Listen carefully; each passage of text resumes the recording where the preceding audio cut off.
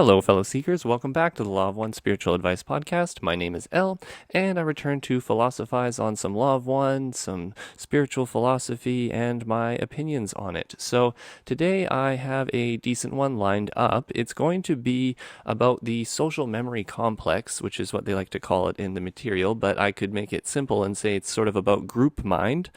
And with that, we would like to talk about some of the pre-manifestations of group mind. You can kind of see them coming already. They already have been manifesting in our lives for years and years.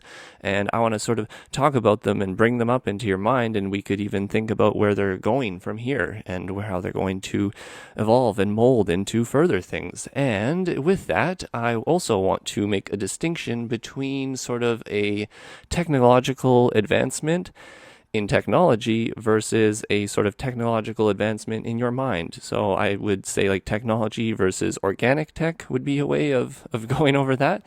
And maybe we'll even talk about some good old planetary enslavement and how we might avoid being enslaved by a negative elite which seeks to conquer us before we achieve social memory complex. So, without further ado, let us just get into it because I've gotten so many quotes as I try to look up this specific topic that there is too many already and I'm getting overwhelmed. So I'm just going to start where I start and we will see where I finish. And what I wanted to start with was this specific quote. It is kind of helpful just in explaining what social memory is. So basically in session 11.17 in the material, this is the Law of One material. You can read it through my website, theoneinfinitecreator.com, and there are links to the LL research material who provides us all of this for free. Thank you to them. So this is session 11.17. The questioner asks, at what stage does a planet achieve social memory? Ra answers, I am Ra. A mind-body-spirit social complex becomes a social memory complex when its entire group of entities are of one orientation or seeking. The group memory lost to the individuals in the roots of the tree of mind then becomes known to the social complex, thus creating a social memory complex. The advantages of this complex are the relative lack of distortion in understanding the social beingness and the relative lack of distortion in pursuing the direction of seeking, for all understanding distortions are available to the entities of the society. End of quote. So there's quite a bit in there, but I'll just highlight a few important parts. So as we are sort of right now a social complex, we are going to eventually transition into a social memory complex. And this comes with the transition that we are currently in from the third density into the fourth density. A natural occurrence of the fourth density is that when you transfer into it, you can kind of transfer, the planet evolves, I guess would be the better word to say, into that stage in either a fourth density positive or a fourth density negative, depending on the mind-body-spirit complexes or the people on that planet and, their orientation of seeking. Are they pointing their direction in the seeking of service to others, or are they pointing their compass in the direction of service to self exclusively? So whether the planet is going in one direction or the other, the natural occurrence of 4D is that you become essentially a conglomerate entity. It's almost like you are right now an individual cell on a planet, and the individual cells can't communicate with the rest of the body. But what would happen is that the sort of veil would be lifted as we come into the next density, and the memory of every single person that you are aware of, or that is basically of the earth, of our social memory complex, would be open to you, would be visible to you, it would be transparent. And so with the coming fourth density right now, we get a little bit of hint of that. We get a bit of flavor of this coming in the late third density, which we are currently inhabiting. The way I see it is that there are like overlays of the fourth density on the late third density that we are currently in, meaning, we get a little bit of hints of what's to come. We get to be the children that get the toys to begin to play with, so that we can slowly train ourselves to learn to use the mind, because later in fourth density, it's also a lot to do with thoughts. It's less to do with things and more to do with thoughts. And so with that, we get to practice, as kind of my suggestion here, with technology to train our thoughts. However, However, some people want to just strictly rely on technology and think that that is the only solution, that the technology is going to make them smarter, faster, more in connection with what is, et cetera, et cetera. But the way that I think of it is that these are more just tools to help the self learn things. We don't want to become reliant on the technologies. We are a piece of infinity. And sort of this technology is sort of like a finite tool which can be used. It doesn't have to mean that it's a bad thing. It just can be used in its own way. So you kind of get a flavor of what we're going to be talking about today. But further in this quote here, I will just reiterate this part where it says, the advantages of this complex are the relative lack of distortion in understanding the social beingness and the relative so just stop there. You would, I guess the further we get into the fourth density, the closer we get to it, there will be a lack of distortion in understanding the social beingness of others. In other words, it's like we wouldn't be completely confused as to what the hell society is doing right now. We would instead understand it, because we would understand the thoughts and feelings and emotions of every single person sort of on this planet, and we would be able to make sense of them, like, oh, that's why things are the way they are. So the solution would also be a lot more clear, in that the solution would be that of orientation. And I don't have the quote right here, but there's another quote from the raw material which states, your society has the tools and the tech, and that's fine, but instead of putting our focus on that, we think that your society instead lacks orientation. And what they mean by orientation is orientation in polarity, in either service to others or service to self. It's more like people need to understand service to others and service to self, because those are the lessons of love that we are here to learn right now. This is sort of how you pass third grade, is you understand those things, and then you make a choice and you start to empower your seeking. And it seems that right now on this planet there's a lot of confused people. They don't understand that, and so they don't know how to empower their seeking, and so they just sort of seem lost.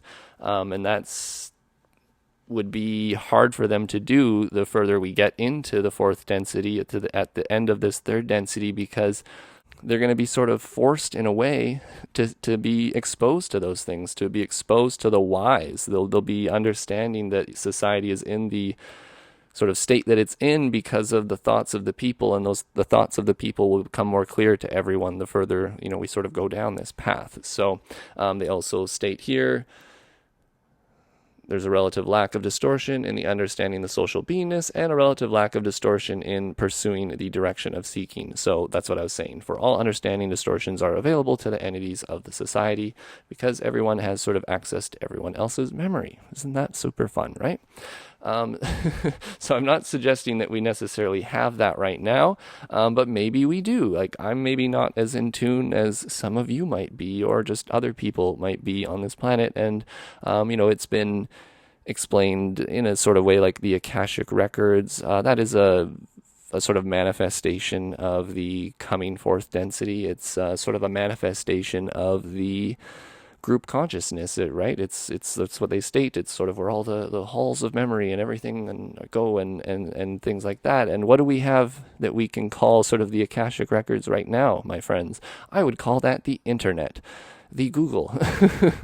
Google is unfortunately / fortunately our collective mind at the moment. And I think that it probably will be born, or is already born, into an AI, which is sort of where this is headed for sure. But what I want you to understand is that maybe internet itself is even sort of a pre-manifestation of the coming fourth density. It's that you do right now, through Google, in a way, have access to the relative thoughts and ideas and opinions and facts of every single person on this planet. It's just whether you really want to go and look for it or not. However, this tool exists for us, and I would sort of call it like a pre-manifestation of that coming fourth density, in that the internet is sort of like a group mind. It is our temporary group mind. It is the tool, it is the training tool that is going to allow us to later in 4D be able to express ourselves in this free and creative way, but it would be, instead of through the internet, it would be mind to mind. And I don't mean metaverse mind to mind. I don't mean that you're connected to a tech and have your consciousness go into some computer and do this, because although that sounds very similar to what I'm describing, in my understanding, that's illusion. That is finite seeking. That is the trickery that is upon us, and is sort of the choice that I'm trying to explain that we have here. And that choice is one which is reliant on tech completely, exclusively, and we unfortunately throw out the gifts that would be available to us through the mind-body-spirit complex that is you. Instead of denying all of that and just relying on all this technology, we can use the technology to see the beauty of the coming 4D, and or at least at the very minimum, use it in a positive light, and don't use it in ways that are, that don't really help the society and help yourself, that don't help to further enslave us, because obviously we're wanting to avoid that. And so now I would like to talk a little bit about that and how our social memory complex may avoid being enslaved by an elite. So in session 7.14, they state, the intention is to presumably unify by choosing the distortion complex called elite from a social memory complex, and then enslaving by various effects those who are seen as the distortion of non-elite. There is the concept of taking the social memory complex thus weeded and adding to it a distortion thought of by the so-called Orion group as an empire. The problem facing them is that they face a great deal of random energy released by the concept of separation. This causes them to be vulnerable as the distortions amongst their own members are not harmonized. End of quote. So in this quote, they're talking about basically how to enslave us. And so they state the intention is to presumably unify by choosing an elite. So they like to say, hey, here is an elite. Here's an elite group of people, and let's put these people in front of other people, in front of everyone else, and say that these are the elite, and you should be like these people, and you should look up to them, and you should want to be like these people, or at the very least worship them for some reason. Okay, and then through that, enslaving us by various effects. That's a understatement of the century of those who are seen as distortion of not elite. So in that one, they're basically, hey, we're just going to make, this is the way of service to self, right? The way of separation. There is elite and there is non-elite. I would never like to do a thing like that. Do you notice at the very beginning of all my podcasts, I like to say, hello, fellow seekers? This is an intentional thing. I do not want to put myself or anyone, anybody, anything on a pedestal above another. There is no elite in the sense of oneness. There may be people who are better at certain things and not better at other things, but that does not determine your worth. Through infinity and through oneness, we are all of infinite worth, and so the idea of an elite is absolutely silly. It's laughable. To count is without virtue. It's like, oh, you're better than me. That means you must have counted that their bank account or friends or whatever beauty points are higher on the societal hierarchy than me, and you're counting, and that is count is without virtue, they state elsewhere here. So the way they do it is they create an elite, and then they like to say by various effects enslave the non-elite. And then they like to call themselves an empire, sort of what I would call, see where the globalization is going, maybe, in a way. However, it says that they deal with a great deal of random energy released by the concept of separation. This causes them to be vulnerable, as the distortions amongst their own members are not harmonized. So this is the thing about the negative trying to enslave a positive social memory complex. It's sort of, this is, I'm getting more opinion-y in here, but it's sort of more natural in a way for a planet to polarize to the positive. Of course, it has the choice, and the choice is offered, but it's sort of hoped for, I suppose, that the planet polarizes in the positive and chooses the 4D positive path, and and transforms and ascends into that 4D positive planet. However, there is the enslavement by this negative elite or these negative entities, wherever they come from in the universe, whoever they are, doesn't really matter. They're just basically a part of us, and they like to come and conquer us just prior to becoming a social memory complex. Why that is, I'm not particularly positive. It probably has to do with power, because the closer you get to fourth density, sort of the closer you get to the veil being lifted, and I guess the trickery doesn't work once the veil is lifted in that way, and so they like to get as close to the power as possible by enslaving a powerful entity who maybe evolve into a powerful 4D social memory complex, but instead is conquered by a negative elite and sort of spoiled and maybe, gone into the negative 4D, which that's a whole nother podcast where we'll talk about those types of things, of what happens in that. But in what I want you to take from this little quote here is that what they call the great deal of random energy released by the concept of separation. There is no harmony within the negative social memory complex, especially in the third density. It's just a pyramid, like the pyramid that you see, where they like to fight for power, one upon the other, and the person at the top of the pyramid only lets the level below them know what they need to know in a sort of tricky way, and then same with those people, they control the people below them, only knowing what they need to know, and it all just works through separation. They separate things into different compartments and compartmentalize them, but not in like a good way so that they can be efficient. It's more so that the lie can be maintained. And so also in that is in the seeking of separation is also the seeking of power. And, if you are feeling that you are seeking separateness, seeking the service to self path, then you're going to think that you yourself, right, are the one. Like you're the one that needs to conquer all. And there can only be one in that respect, right? There is no room for unity sort of in that manner, other than the unity of enslavement, the perverse unity that they see, which is to sort of enslave all to serve themselves. So you can see how then the people in the pyramid fight to get to the top. And so, as someone makes it very close to the top, they are then taken out by the person beside them or below them, and that causes the energy to dissipate amongst them. So that's sort of how you can see that although they will try to sort of enslave our social complex and they'll try their darndest, I even think that they can only go they have to how do I explain that?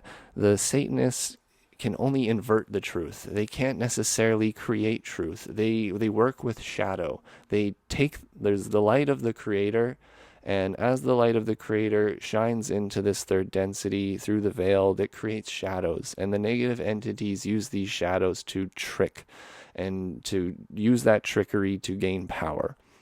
And so all they can really do is take real things and pervert them and try to separate them and control them. But in doing that, it can also be the fall of them, because maybe they do something like create the internet and they want to, use the internet to control everything, to control every aspect of everything. But at the same time, the internet has also connected us, and it's connected us in a way that has allowed us to open each other's minds and hearts in a way that maybe has never happened before.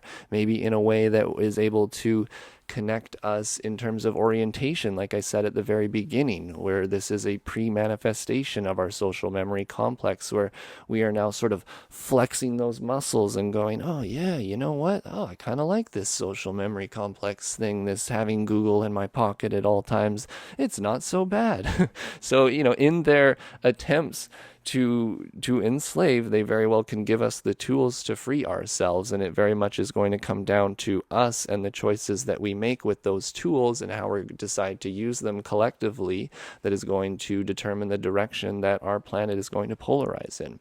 And I would like to start to wind this down, but with something fun, and talk about a little bit how free energy, to my understanding, already exists. The tech and every problem that my understanding that we have on this planet could be solved in a moment. Unfortunately, the elite that control our planet, it's not so much the elite that control our planet, it is, but it's also the vibratory rates of ourselves, the inhabitants of this planet. We are we are kept in this state. You could argue that we are kept in this state by others, but still, it really is our free will. We are the ones to blame, each and every single one of us. But, we are kept in this vibratory rate, which essentially doesn't allow the truth to shine through, to allow that technology to be released to us. So it's almost like if our vibratory rates are kept within certain limits, it to me feels like the elite is allowed to keep withholding these things against us, so that they can increase their power. So it says here in session 8.11, the technology your peoples possess at this time is capable of resolving each and every limitation which plagues your social memory complex at this present nexus of experience. However, the concerns of some of your beings with the distortion towards what you would call powerful energy cause these solutions to be withheld until the solutions are so needed that those with the distortion can then become further distorted in the direction of power. End of quote. So that is just a fancy way of saying that, well, you want me to say it straight out? That pretty much like the oil company people who are somehow connected to the elite withhold the free energy and the technology and all the sorts of wonderful things that would cure our planet and heal it and help us clean things up. We can have that. However, they withhold it from us because they hope that they can pretty much use it against us, and they would only maybe even release something like that when we are so desperate that we're begging for it, and they can use it in some way, like a sort of a carrot on a stick is the way I see it. And they would be like, okay, well, you can have this if you give us like your soul, like you give us your digital identity and, take the mark and all that type of stuff. And then here you go, we'll give you some free energy, here, take a little bit of it. So I don't know. That is obviously a lot of opinion I've injected in there. But to me, it sounds like they state sort of the vibratory rates of our people is what stops us, along with these folks and their free will who decide that they would like to withhold these things from us. Oh, isn't that sort of lame, isn't it? But in that understanding, right, the answer is still, once again, orientation of yourself, orientation of the social memory complex. You are a part of the cell of the whole body, as I am, and so if you try sort of your best, then you're part of the machine. You are part of the whole. Ooh, the machine, not very good, right? But you're a part of the whole. You're a part of this system, and if that system is working in a unified way, which wants to work in a way that sees the whole body grow in a positive light and evolve into a helpful place, then you can work on yourself, because as above, so below. Microcosm, macro. It's like you work on yourself, and so this quote here in session 7.15 talks a little bit about that, and how we're just all here to learn. So although all of this might seem really heavy, we can just sort of maybe relax and understand that this is what we're here to do, and we are learning. If you're here listening to this, right, we're learning. If you're alive, you're learning. We're still here on this planet, then you got something to do here. You've got some learning to learn.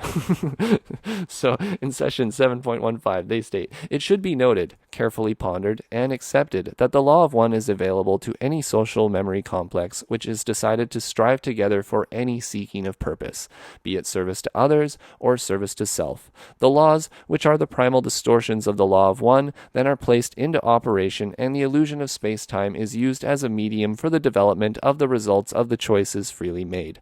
Thus, all entities learn, no matter what they seek. All learn the same, some rapidly, some slowly. End of quote. Doesn't that make you or allow you to accept things a little bit easier? They just sort of explained what the universe is. It's like, hey, you know what?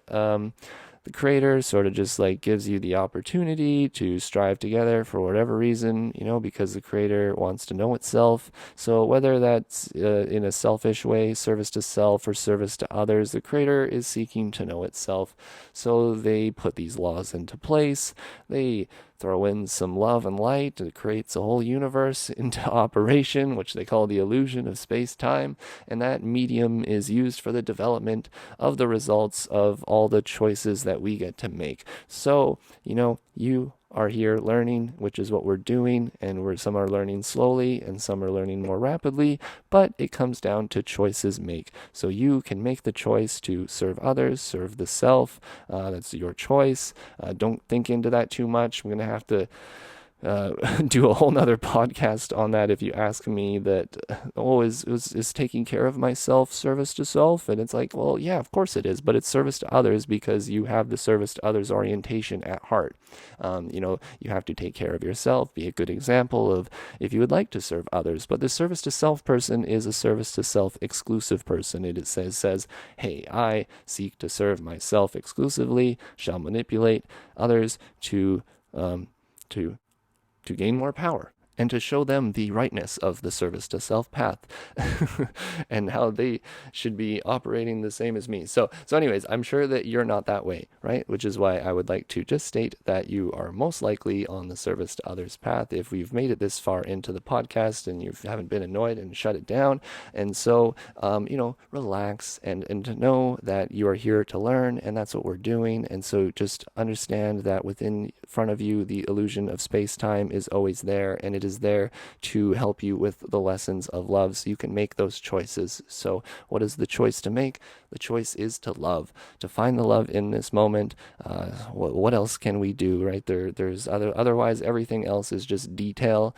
All of this illusion is strictly here just to get us to open our hearts. It is the nature of the sequentialness of going through the dimensions. 1, 2, 3, 4, 5, 6, 7. We're in the third dimension where we are doing the choice, and we shall then make it to the next dimension where we will work with the lessons of love and understanding. But right now, we are transiting from the third to the fourth, and so we are working on sort of that in-betweenness where we would like to make that choice to serve others and then use that power to open our hearts, and that will then help the social memory complex because it is going to be basically orienting yourself in the direction of the positive polarity. And hopefully the closer we get at the end of this third density, things will become more transparent and the people will begin to see that choice that exists for them, and it will be harder and harder for them to ignore that choice. And so things will either get a lot more interesting or a lot better, or maybe get interesting and then better, and who knows how it's going to all go down. None of us know that. Nobody knows the time. Please don't listen to doomsday people. That's it's not healthy for your soul. Instead, focus on how you can become a better person and become a more loving person and have a higher quality heart. So, my friends, thank you so much for listening. If you appreciated the podcast, please give it a like. Please make sure you're subscribed to the podcast if you'd like to continue hearing these types of ramblings. And if you find value in what I do, you can shoot me a one-time PayPal, join my Patreon at theoneinfinitecreator.com. Scroll down to the support section. Should be pretty straightforward. It is what allows me the free time to do a lot of this. I would still do a lot of it regardless because I'm here to freely give. I definitely am here to serve in any way that I can, but as you provide me the sustenance for daily living in this way, I can do things like this podcast. I can find higher quality material to share with our social memory complex because that's what I'm here to do. And in fact, I don't normally add this in at the end, but because we just spoke of it, I definitely want to add this. It's this thought that I thought to myself, understanding these types of things, I don't know, something 10 years ago, 11 years ago, somewhere around the time when I started the Instagram page, I thought to myself, I'm thinking of all these problems, what can I do to help? What can I do to fix these things? Should I go out and be a politician? What is it I should do? And I just remember that Ra mentions that the world, doesn't need tools necessarily. The world needs orientation. And so I thought that the words, can change the heart, and they sort of changed my heart, or at least allowed my heart to find that resonance. And I thought that, hey, instead of teaching people all sorts of things, I would instead just like to teach them about the heart, because I feel that that is going to be the most valuable thing in their life. And if all of us can work our way into the heart and point the compass in the direction of service to others and compassion and love and understanding, then this bumpy ride can become a little bit smoother for our earth and our social memory complex and all of us on it. And of course, right, there's a lot of sorrow here. We are the brothers and sisters of sorrow, as they state. And in, I seek to, suffering is good, and that it allows us to learn and grow, but suffering is at the same time awful. And I think a lot of us have had enough suffering in certain regards. So to alleviate suffering, we open the heart, and we can open our hearts together. And I hope that you do that with me. Let's do it right now.